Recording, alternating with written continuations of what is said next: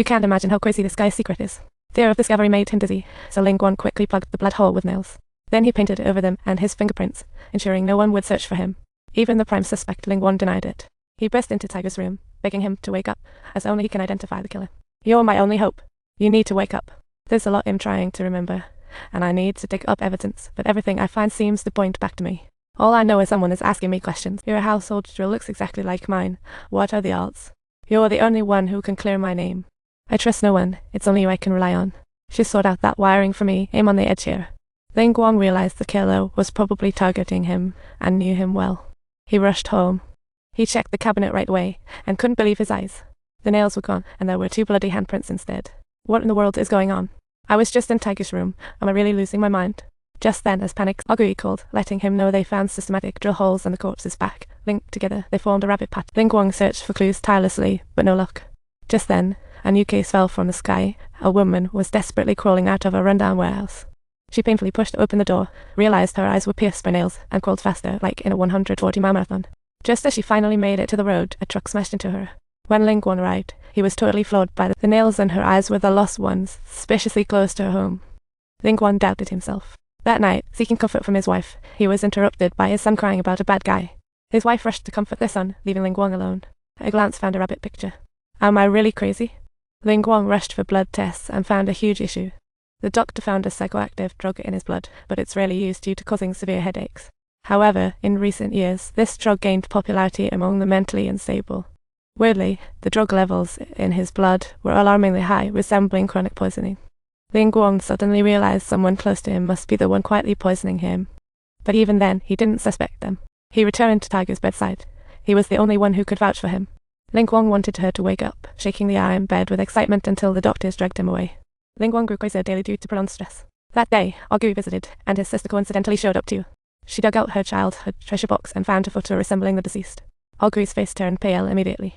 In a hurry, she stuffed the photo into the sofa, but a rabbit picture fell out. Ogui got excited, grasping the boy's arm. This is Dad's drawing. Ling Guang was left speechless, while his brother was sweating bullets. No matter his explanations, Ogui didn't believe him.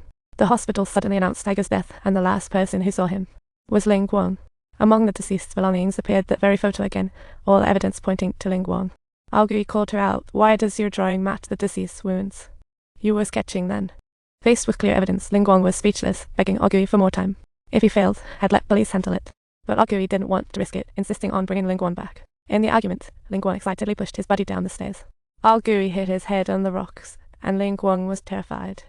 This was it. Ogui pulled out his phone to call the cops. Ling Guang was filled with dread, desperate to find the real killer to avenge Ogui. When the police found Ogui's body, all leads had been cleaned up. Ling Guang was suspended and collapsed onto the sofa.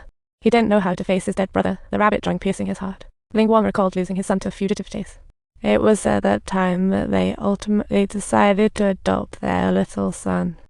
Ling Guang stood by the sea lost in thought when suddenly he noticed a figure behind him. This was the same guy who mysteriously appeared nearby while he and Ogui were investigating. Ling Guang chased after him frantically, but to no avail. It wasn't until his son was thrown into his arms as a hostage that he stopped, convinced the figure was highly suspicious. But his son clung to him, crying in fear, making Ling Guang realize that pushing him away could lead to disaster. Ling Guang took his son home, but grew paranoid. He forbade his family to go out and kept the windows shut.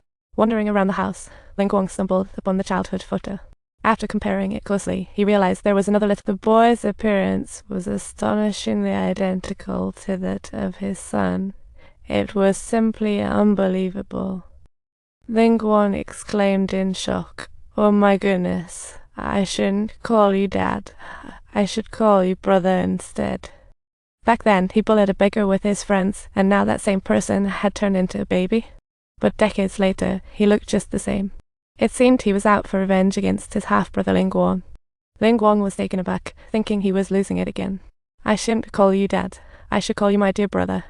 Honestly, I've never lied. Haha, you're still the same as 30 years ago. What a disease. After their father remarried, Ling Guang and sister were born. Abandoned, the son was sent to a research facility for severe psychological torture.